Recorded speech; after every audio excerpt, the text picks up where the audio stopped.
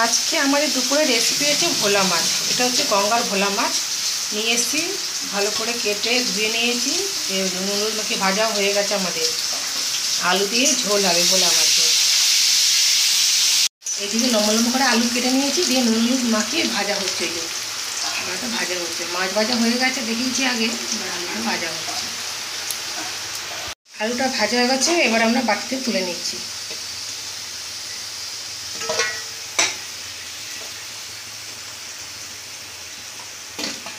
ফোড়নে দিয়ে দিলাম কালো জিরে, দেবো আদা। এবার দিয়ে ঢাকা দিয়ে দিচ্ছি, কারণ আদাটা ভীষণ ছিটে যায় গায়ে। এবার দিয়ে দেবো কেটে রাখা টমেটো।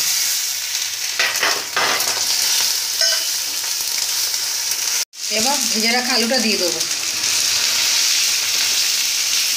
এবার দেবো নুন, পরিমাণ মতো নুন দেওয়া হয়েছে। এবার দেবো হলুদ। এবার দেবো কাঁচা লঙ্কা, চেরা কাঁচা লঙ্কা। রঙের জন্য দেবো কাশ্মীরি লঙ্কার গুঁড়ো।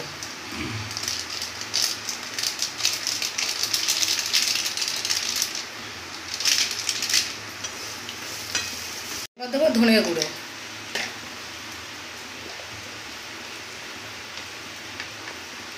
এবার জিরে গুঁড়ো দিয়ে ভালো করে নাড়িয়ে নেব। মশলাটা দেওয়া হয়েছে তো, হবে জল।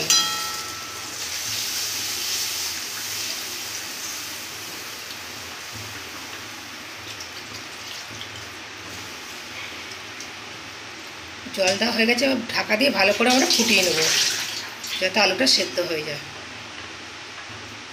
আলুটা সেদ্ধ হয়ে গেছে, এবার দিয়ে দেবো গরম মশলা। ঝোলটা ভালো করে ফুটে গেছে, দিয়ে আলুও সেদ্ধ হয়ে গেছে। এবার গরম মশলা দিয়ে আমরা মাছ দিয়ে দেবো। ভেজে রাখা মাছটা দিয়ে দিলাম ঝোলে।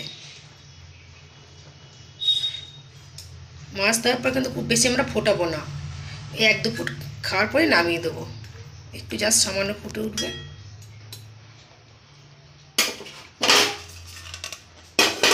এই যে হালকা ঢাকা দেবো। মাছের ঝোলটা আমাদের রেডি হয়ে গেছে। এবার আমরা একটা গামলাতে নামিয়ে নেবো। এই দেখো, দিকে পাশে গামলা রেখে দিয়েছি একটা, ওর মধ্যে আমরা নামিয়ে নেবো। তা আমাদের রেডি হয়ে গেছে আলু দিয়ে ভোলা মাছের ঝোল। গঙ্গার ভোলা, এটা আমাদের এখানকার কাছেই গঙ্গা আছে আমাদের, সেই মাছ নিয়ে এসেছি আমরা জ্যান্ত, একটা আলু দিয়ে ঝোল করেছি। তো আজকের ভিডিওটি আমি এখানেই শেষ করলাম। আমার ভিডিওটি কেমন লাগলো আপনাদের? যদি ভালো লেগে থাকে অবশ্যই লাইক শেয়ার করবে, আর এখনও যারা আমার চ্যানেলটিকে সাবস্ক্রাইব করেনি অবশ্যই একটা সাবস্ক্রাইব করে দেবে। ধন্যবাদ।